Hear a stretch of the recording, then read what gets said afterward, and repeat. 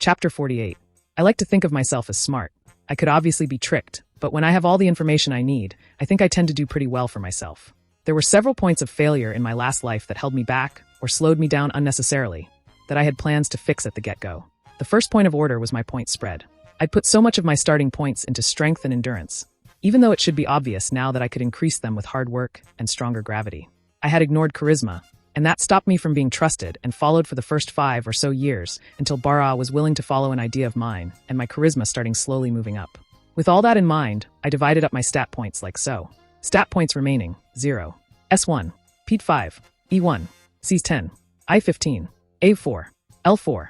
I knew I could increase strength, endurance, and agility easily with training, perception, and luck. I could use my points from leveling 4, and of course, charisma and intelligence would go up with use.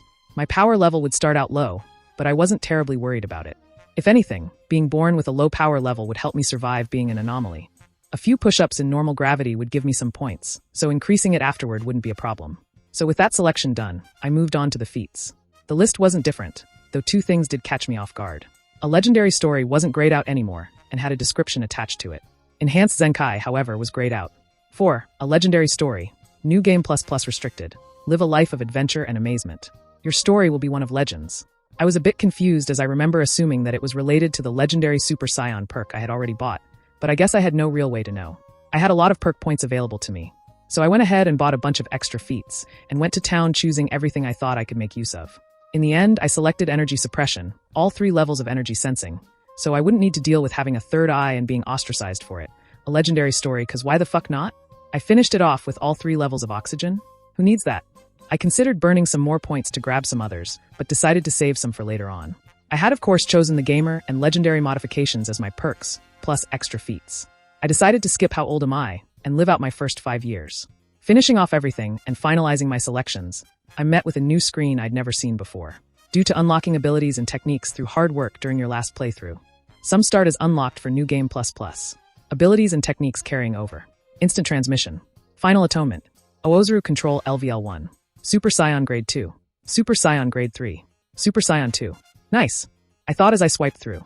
It made sense for instant transmission as I could relearn it instantly using energy sensing and my own energy control. It wouldn't be very useful until I raise my stats as it's a bit of an energy sink. The 2 grades of Super Scion and Super Scion 2 made sense as well, as those use complex energy control to unlock. They were grayed out though, which made sense as I wouldn't have access to the normal Super Scion forms this time around. I would have needed to unlock Super Scion anyway, which until I can grab the Gamer's Mind feats at level 9, I wouldn't have been able to do anyway. I tabbed through a few more things before I end up on the final page, my character sheet, which answered why I couldn't choose Enhanced Zenkai. Name Kll. Title, the legendary Super Scion. Race, Scion Anomaly. Age 0 years. Status, alive. LVL 1. 0/2000 XP. 2000 XP till level 2. Stats, S1. Pete 5. E1. Cs 10. I15. A4. L4. Health. Strength X Endurance X Level X 20. 1/1 X 1/20 equals 20 HP. Energy. Scion. Strength X Endurance equals Base Energy. Base Energy X Battles equals Energy Regen. Energy Regen X Level equals Power Level. Power Level X Energy Modification equals Total Power. 1 times 1 is equal to 1. 1 times 50 is equal to 50. 50 times 1 is equal to 50. 50 times 4 is equal to 200. Base Energy 1. Energy Regen 50. Power Level 50. Energy Modifier 4. Final Power Level 200. Feats. Energy Suppression. Energy Sense LVL 3 Oxygen? Who needs that? LVL 3 A Legendary Story. Remaining feats 2. Perks. The Gamer Bonus Feats X5. Special Abilities. Legendary Zenkai. Healing from less than 30% HP adds 1 to your energy modifier. You begin play with 4.0 energy modifier. Legendary Power. Using the legendary Super Scion form increases energy modifier over time. Scion Prowess. Every battle lends to your strength. Every battle against someone that could kill you, that you win, increases your battles by 1. Legendary Super Scion. Your potential is unlimited. Energy modifier cap removed. It would seem that the legendary modification's name made sense, as it modified several things overall. The Zonkai and power changes were nice, plus I started with a title. A few more clicks and everything faded to black. Being born wasn't pleasant, and we shall leave it at that. Being a newborn wasn't pleasant either, as it seemed that consciousness wasn't constant. There were times where I was aware, and others where I simply drifted off into daydreams. I dreamt often of my last life, of Bara and of Broly, of the threat that was Beerus, of Tulls and his wishes, of Frisia and Cooler. I wouldn't be fully aware for many days, but I could sense many things happening around me. I used this time to unlock Observe, and even level it twice as scions came and left as I floated in my pod. Planet Vegeta, newborn pods, age 767. My eyes snapped open as I glanced around, the liquid in my pod slowly draining out. My mind was clearer than it had been in months it seemed. I could sense 2 power levels around me, one nearly 650k, the other in the low 100s. The glass slid upwards and 2 hands grabbed me out. I managed to focus in the darkness and use Observe, trying to discern who was here. Name Potatra. Race Scion. Age 34 years. Status alive. HP 44,000. LVL? Your mother. Treat her nicely, or people will think badly of you. One of Vegeta's mates after the death of the queen, she's considered one of the strongest female scions in the Empire. I almost flinched back, but was immediately worried. I turned my head as best I could as a newborn and managed to observe the other figure standing in the dark. Name Vegeta. Title, King of all Scions. Age 35. Status alive. HP 74,000. LVL?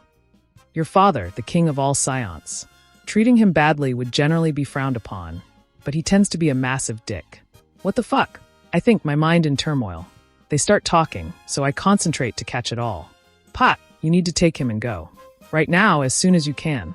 Take a pod, and go as far away as you can. Vegeta whispers in the dark. Vegeta, please, the blood test must be wrong. He's barely got a power level of 200. He can't be one of those monsters. Potatra whispers back, clutching me to her chest. 200, yes. Yet he's as frail and sickly as one of the diseased in the slums. If he was healthy, I have no doubt that he would be just as strong as all the others. I'm sorry, I am. But he cannot remain within the Empire. I just executed that traitor who was trying to make an anomaly a few days ago, and the Empire is already upset about that. Would you have me branded a hypocrite to our people? To protect a known mutation only because it's my own flesh and blood? Vegeta asks. I know Vegeta, you know that. But what if it's wrong? What if he isn't? She asks. The blood test was done twice. He has the genes within him. It will eventually get out, and I'll have no choice but to have him killed. For all our sakes, go Pot, please. Vegeta replies, motioning her to follow behind him. She doesn't reply as they move slowly through the hospital, eventually ending up at one of the many launch bays in the city. There is only one lone power level here, off in a small booth. They make their way to one of the pods, my mother's hand against the side causing it to open up.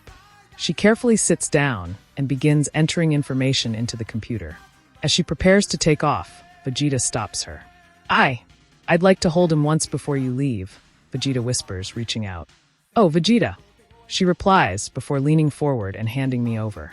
He holds me at arm's length for a moment, studying me as intently as I study him. A moment passes before he brings me closer, hugging me lightly. You could one day be the strongest of us all, KLL. The royal bloodline continues inside of you, he whispers, before releasing me and handing me back to my mother. You can never return Pot, I'm sorry. The Empire will have to brand you as a traitor.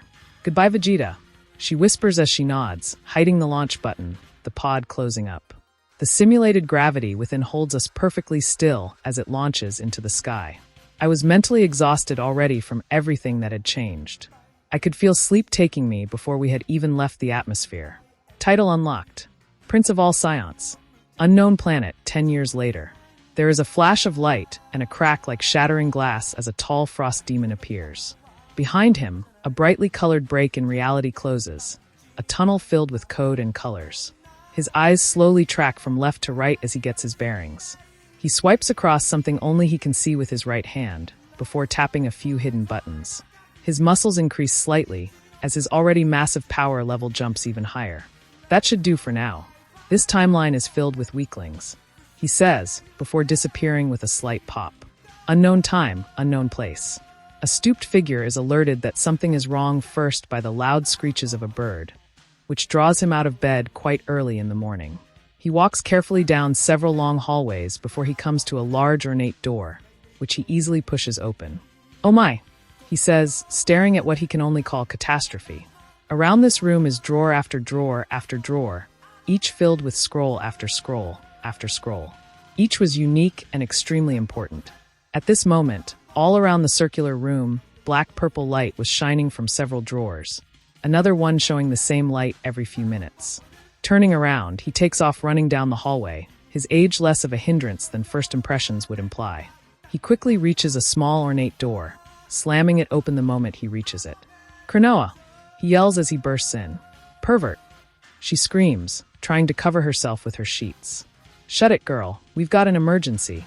Elder Kai yells back. "One of the timelines is under attack." What?" She yells back, jumping out of bed. "Get the time patrollers, Cronoa. We don't have much time." Elder Kai replies, before rushing back out the door. Cronoa stands there in stunned silence for a moment before she finally starts to move. "Trunks, I made a Discord. Discord.gg/UZWKSH. Please join for updated information on the Twitch meetup and to receive an alert for new stories and chapters, and to receive an alert when the planned Twitch meetup starts.